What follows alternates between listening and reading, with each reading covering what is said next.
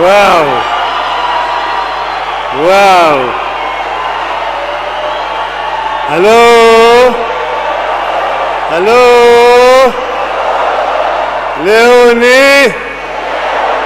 Leo ni kusema kesho ni.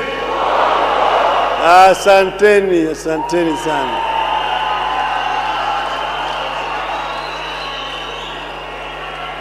Wow. Hello. Asanteni sana. I am lost for words. I am so delighted to see so many faces, some of them familiar, but others are truly Kenyan, who have assembled here this evening. This day will go down in history as one of the most memorable days of our times. I want to begin by bringing to you greetings from the chairman of Azimio Council, Honorable Uhuru Muigai Kenyatta.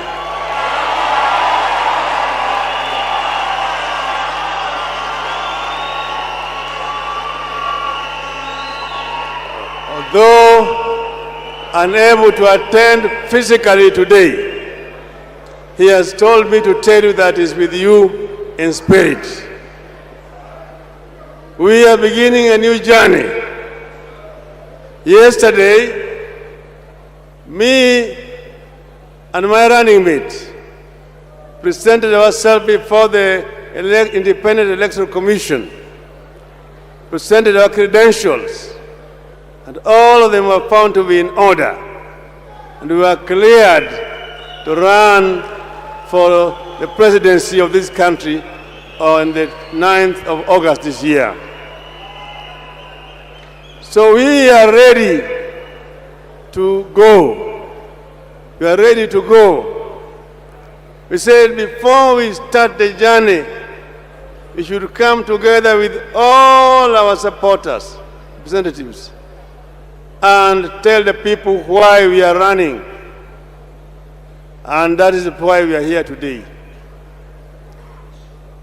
I want to say, as was said already by those who spoke before me, that this is a result of a very lengthy consultative process with the people of Kenya. We said we don't just want to come and invent things, but we want to be able to represent the views of the people of Kenya. The people of Kenya have said that they want to see a change. They have said that for a long time they have waited for Kenyan dream to be realized. But the forefathers had said that this country was going to be a God-fearing nation, that justice was going to be a shield and defender, that we are going to live in unity, peace, and liberty. And finally, that plenty was going to be found within our borders. For 80 years, they have seen only scarcity. They have not seen the plenty promised by the founding fathers. So we said we need to start on our journey toward realization of that dream. The foundation has partly been laid, but we need to expand on that foundation and move towards achieving the Kenyan dream by dealing a devastating blow to the three major enemies of our people: ignorance, poverty, and disease. Those are the three major enemies of our people. And we said that we confront them frontally by coming up with policies that are responsive to the needs of our people. That is why in this manifesto we have laid out our strategy of how to deal with those three major enemies of our people. We started with wealth creation How do we create wealth? This country has remained for a long time a purely an agricultural country, basically processing industries, processing agricultural products. You said now we want to go to proper industrialization. This country is very strategically situated on the eastern coast of Africa, on Indian Ocean seabed. It is therefore right to say that it can become a manufacturing hub for the region, Eastern Africa and Central Africa. So you said, you're not just going to come up with processing industries, processing agricultural produce, but primary manufacturing. Instead of importing steel, which we need in great amounts, as we're sitting under this dome here, all the frames here are steel frames. All the high-rise buildings that we have here are all supported by steel. The superhighway just behind us here, running from Mlolongo to Ayakiwe, it's all on steel, and most of it is imported into the country. We are going to make steel from iron ore, part of which we have in this country.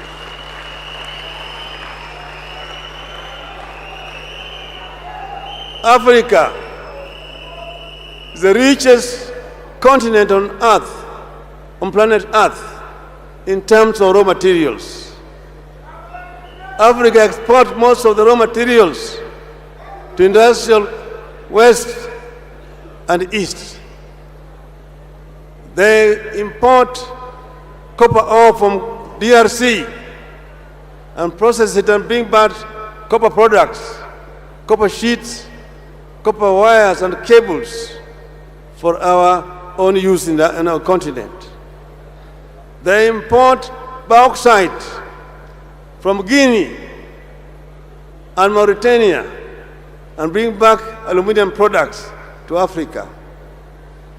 They import iron ore from several African countries and bring back steel products into the continent. We are going to manufacture copper products here. We are going to manufacture aluminum products here. Then we are going to manufacture automobile components.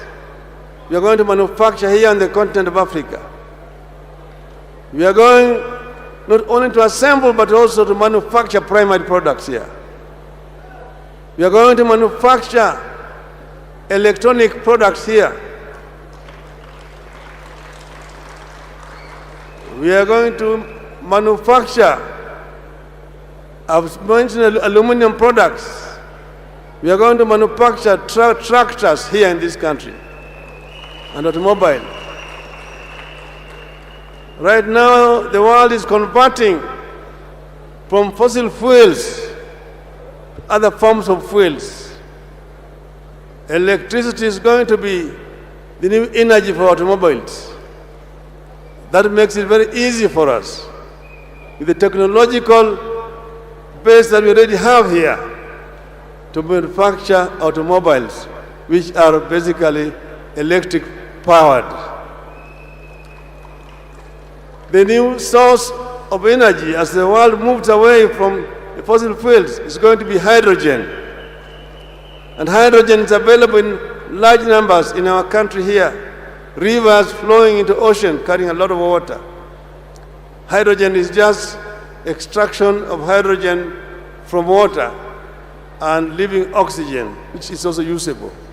We will produce hydrogen here and use it to manufacture, to generate energy. Then we will be processing also other products in this country.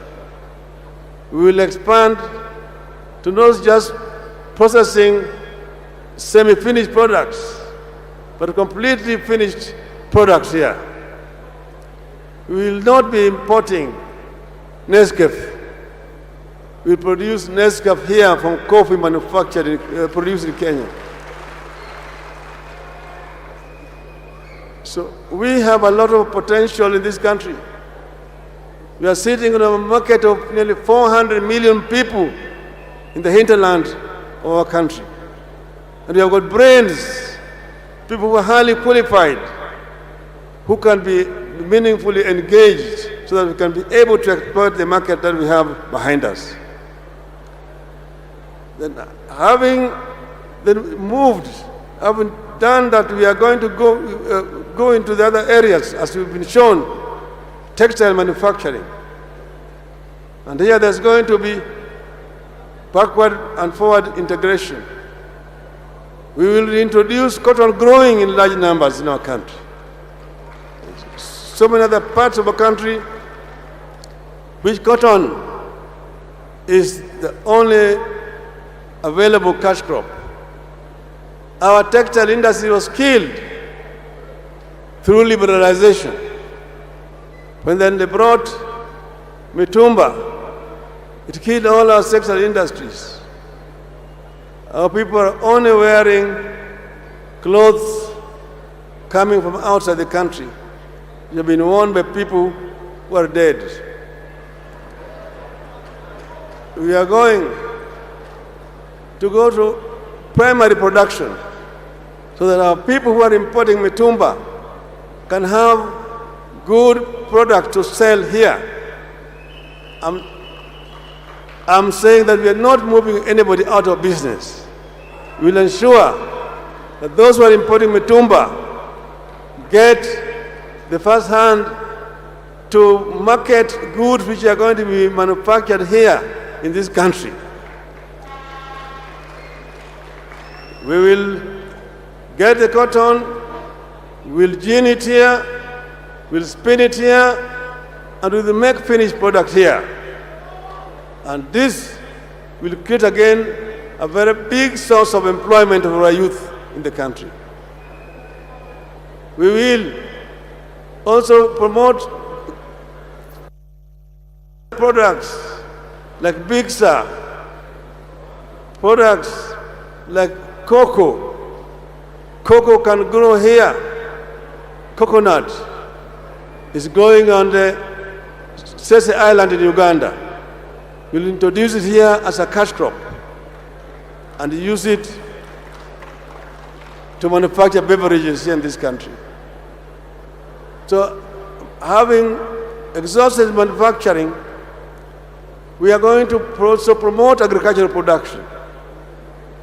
Agriculture will go hand in hand, as already been mentioned by our Minister for Agriculture, with manufacturing. We will promote agriculture in large scale, and we will also introduce smart agriculture so that our farmers can be able to get value for their efforts. We will subsidize our agriculture by providing farm inputs, providing seeds, providing fertilizers and chemicals at subsidized price. Effective from October this year, a bag of fertilizer will cost not more than 2,000 shillings from 6,000 shillings currently. We want to ensure that our farmers can work when they're happy. Maize production will also be expanded, and we ensure that we do not import maize when our farmers are having maize in their own warehouses. On the issues of health, we have already been told, your Baba Care is going to ensure that all Kenyans have got access to good health care. All Kenyans will be taken care of. We don't want to see any Kenyans dying from treatable diseases. We're going to promote research in our institutions here so that our people can be able to develop medicines that are made in Kenya. rather than importing medicine from outside our country. In terms of education, I've said that education is going to be free. By free, I mean free. Truly free. True. Our children will have access to free quality education from primary to university.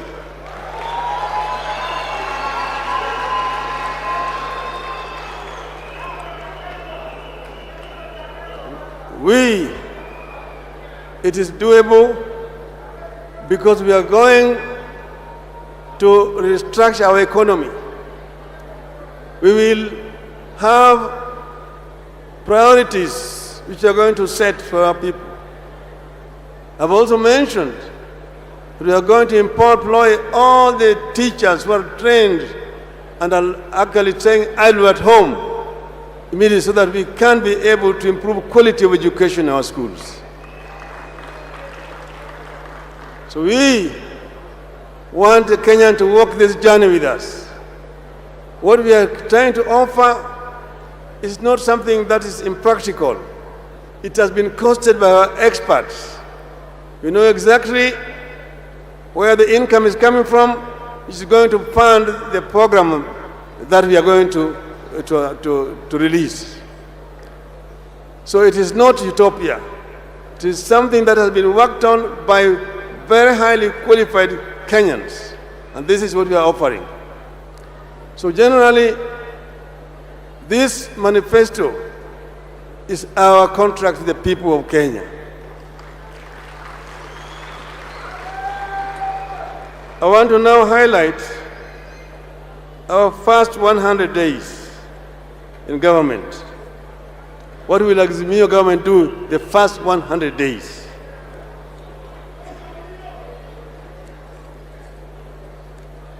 Number one, in the field of economic stimulus, because we are in the post-COVID era, we'll roll out an economic stimulus and recovery program. Two, in agriculture, we'll review all the policies, laws, standards, and norms to guide the sector. Three, we'll introduce minimum guarantee for farmers. Then, in terms of livestock, we'll improve access to affordable credit for livestock production. B, we'll introduce livestock insurance scheme backed by appropriate legal framework.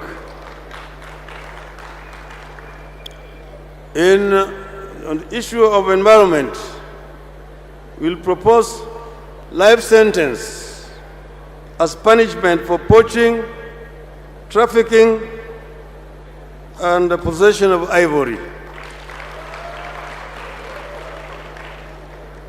We introduce progressive investment in high-level surveillance in our national parks. For fisheries and blue economy, we review policies, standards, norms, regulations, and legislation to guide the sector. 6, manufacturing. We will waive regulatory and other licensing fees for new youth-led innovations. We will review immigration laws with regard to potential investors in manufacturing to attract foreign direct investment to the country. We will give incentives to Kenyans, including diaspora and foreigners, to invest in manufacturing. In energy, we will set a roadmap to reduction in cost of energy, roadmap to increase generation of energy, attracting investment in alternative and renewable energy. Now, micro, small, and medium enterprises.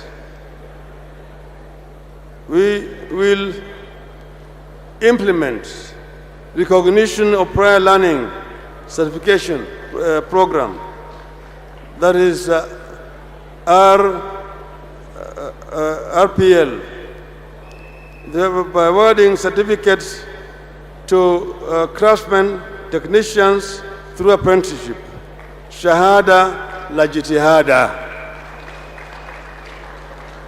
Will initiate funding and training for the border. 9, digital economy. Digital economy will expand programs that connect the youth to digital economy, the global networks. Debt management and public expenditure. Will commence negotiations for debt restructuring, stock management to ease the burden on Kenyan taxpayers. Inua Jamii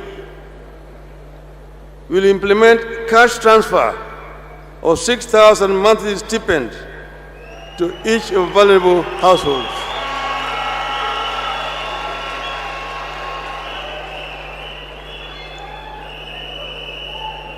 B, we will commence assistance to single mothers.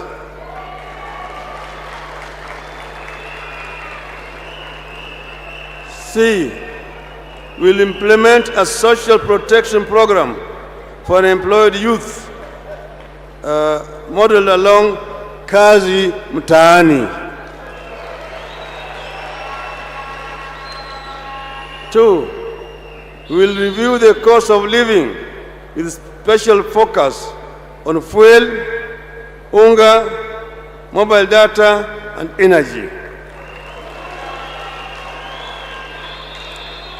3, will initiate implementation of universal healthcare insurance, Babacare. 12, education. Will ensure all unemployed trained teachers are absorbed. 13, security. Will assign at least 6 police officers in every police station, trained and equipped to handle police-youth relations, and also to restore relationship with all the citizens. We will ensure that the police are a force, are a service, not a force, that the police serve the people and not molest innocent Kenyans. B, will improve pay and other terms of service for KDF and police personnel. Good governance. We will declare corruption a threat to national security and establish a specialized department in the security agencies for corruption surveillance. This we shall do within our first 100 days in office.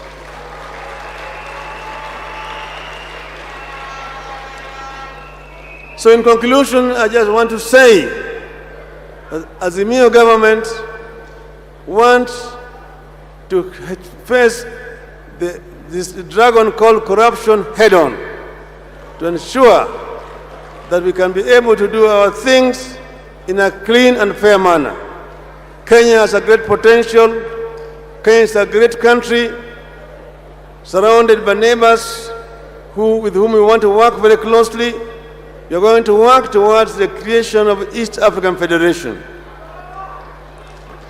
We want to ensure that Kenya moves away from the league of third world economies, and Kenya is now placed in the league where it rightly belongs, to middle income economies, with a way to move into the first world economy.